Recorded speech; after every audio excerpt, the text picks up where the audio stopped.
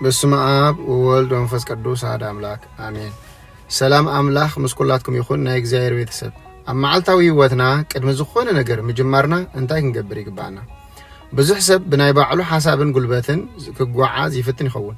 ግና ናይ ዓወት ምስጢር ኣምላኽ ቀድሜኻ ክኸይድ መፍቃድዩ ክኸውን ዘለዎ መጽሓፍ ቅዱስ እውን ኣብ መዝሙር ዳዊት 121 ከምዚ ይብለና እግዚአብሔር ምእታውካን ምውፃእካን ካብ ሕጂ ንዘላለም ክሕልዎ እዩ። እዚ ጥራይ ኣይኮነን። ኣብ ኦሪት ዘዳግም ምዕራፍ 31:8 እግዚአብሔር ባዕሉ ኣብ ቅድሜኻ ክኸይድ እዩ ንሱ ምሳኻ ክኸውን እዩ ይብል። እዚ ማለት ንሕና ጸሊና ስጉምቲ ክንወስድ ከለና ኣምላኽ ቀዲምና ይወፅእ፣ ንሱ ንድሕነትና ይሕሉ፣ መንገድና ይቐንዕ፣ ንኹሉ መፈንጠራ ጸላኢ ድማ ካብ ቅድሜና ይልግሶ። ስለዚ ፍቑራተይ ምእታውናን ምውፃእናን ብባርኾት መታን ክኸውን ኩሉ ግዜ ጸሎት ቀዳምነት ንሃቦ። ንጉሆ ክንትንስእ ከለና ኦ ጎይታ ንስኻ ኣብ ቅድመይ ክሂድ ንበሎ። ብጸሎት ዝተባረኸ መዓልቲ ፍርሃትን ጭንቀትን የብሉን፣ ምክንያቱ እቲ ዓብይ ኣምላኽ ምሳና ኣሎ።